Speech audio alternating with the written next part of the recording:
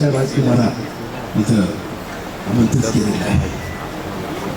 तसंच बऱ्याच दिवसानं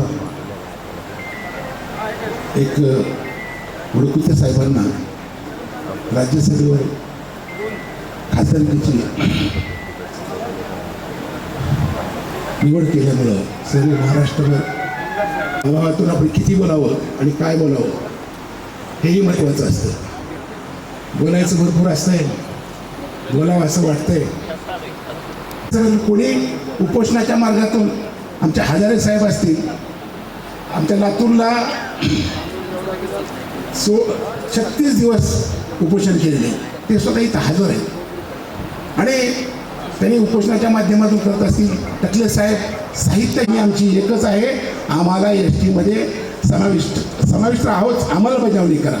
आता याच एका विषयावर आम्हाला तुम्हाला बोलण्याची गरज नाही.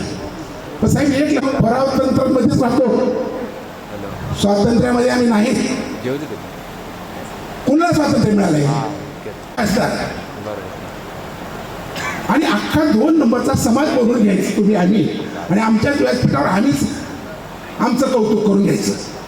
काय उपयोग आहे? आमची नोंद कोण घेतोय का? मिळालेलं बंधू, याच पद्धतीचं आम्हाला फक्त संशोधन घ्यायचं आहे आणि मंथन करायचं आहे. आमचं चुकलं नाही कुठं, आम्हाला करायचं आहे काय, दिशा आणि दशा या ओळखल्या पाहिजेत आणि भविष्याचा शोध घेऊन योग्य वेळेस योग्य ठाका देऊन दाखवायचं असतंय की आम्ही काय करू शकतो.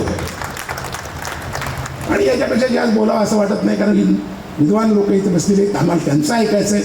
फक्त आमचं काही दुःख मनातलं होतं, हे बोलण्याची संधी मला नको होती, पण टकले साहेबांनी दिली आणि आपण याची निश्चितच नोंद घ्यावी.